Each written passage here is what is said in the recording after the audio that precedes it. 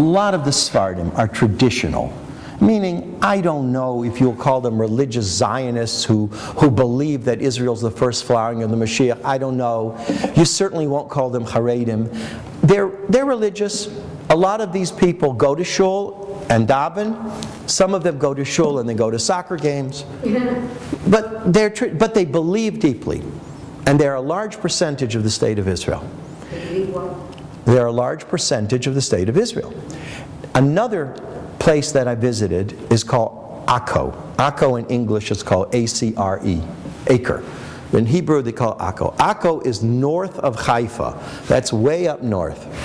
And the reason we visited this particular synagogue in Akko was because the tour guide who took us on the tour of that part of Israel on a day tour wanted to go to shul and daven because I think he was saying Kaddish. So he wanted to stop for Mincha and Ma'ariv in a shul, and so he included this shul in the tour.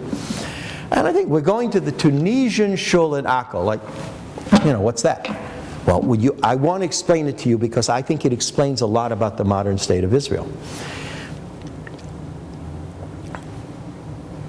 Acre, or Akko, is a majority Arab city. It's a mixed Israeli-Arab city. But the downtown Acre is majority Arab. The Jews live more in the suburbs. And this shul is in downtown. This shul is not in a Jewish neighborhood. It's in an Arab neighborhood. Okay?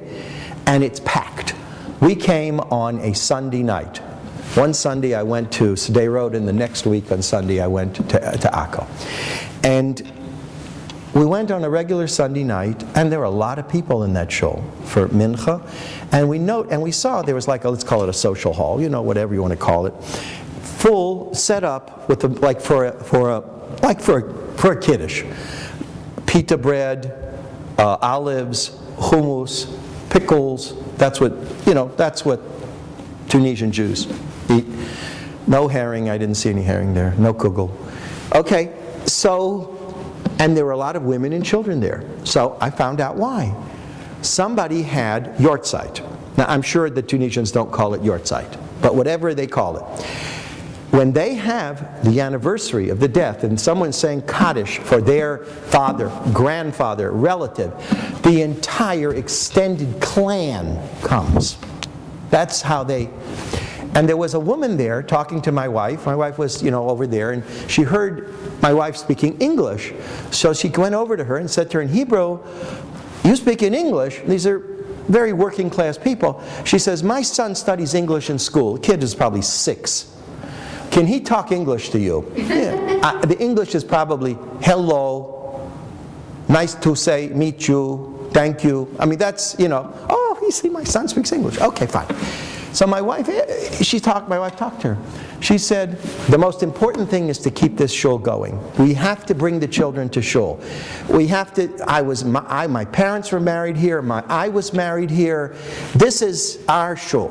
Now, she wasn't saying this because it's my shul, I have to daven to Hashem. This is because this gives me my identity as a Jew. You hear? And there's a lot of that in Israel. There's one man who built this shul, and it's a special shul, I haven't even described it yet. Mr. Bardash is about 80 years old. And he told me, when he came from Tunisia, at the beginning in 48, 49, they were poverty-stricken, they were dispersed, they didn't have jobs, they didn't have a shul, they didn't know where they were coming or going. He decided, we have to have a beautiful synagogue like we had back in Tunisia.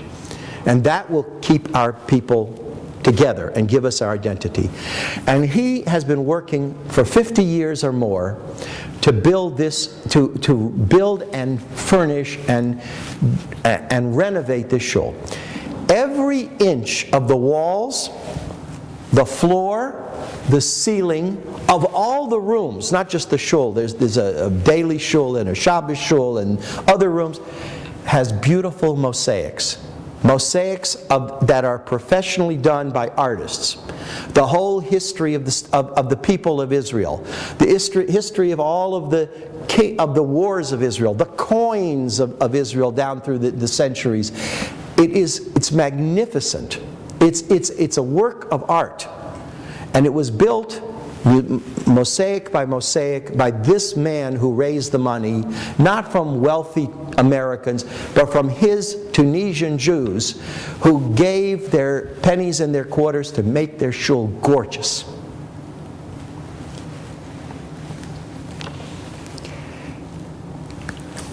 And they walk 2 miles on Shabbos and they fill it up.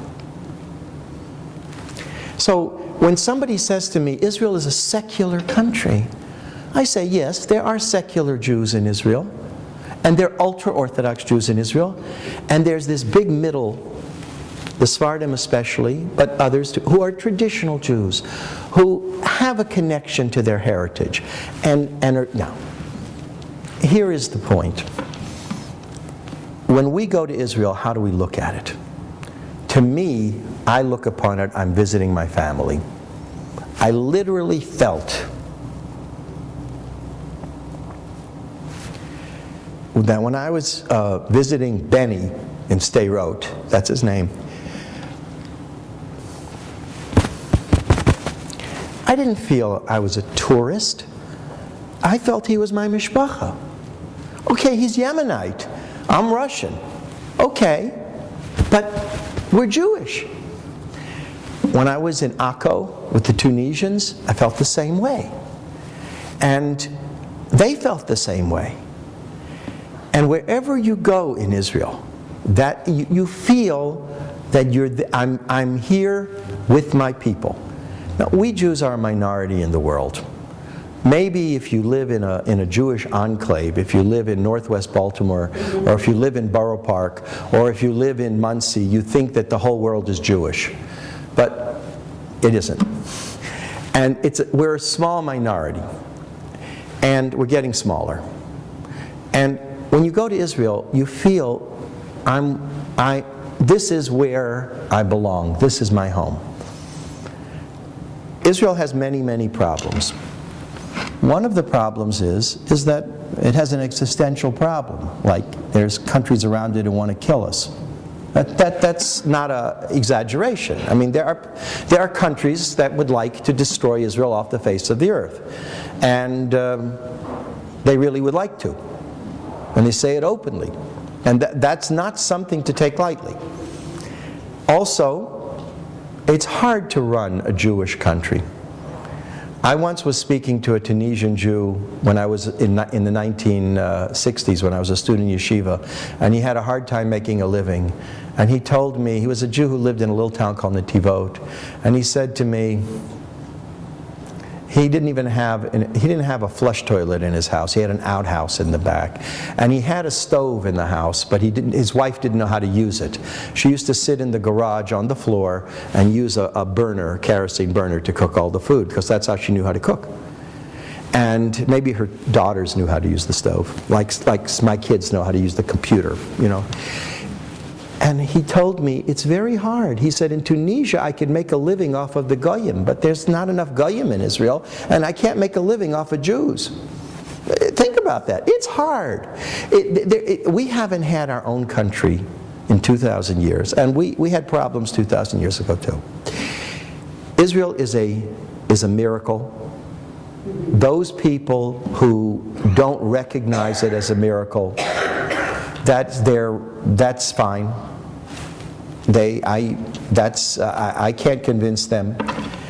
All I can tell you is we are a blessed generation that we have lived at a time when the Jewish people can rebuild and develop in a normal way a Jewish identity, not based on being a persecuted minority, constantly in fear and in flight, on the tolerance of people who hate us, because that describes what Jewish life was like for so long.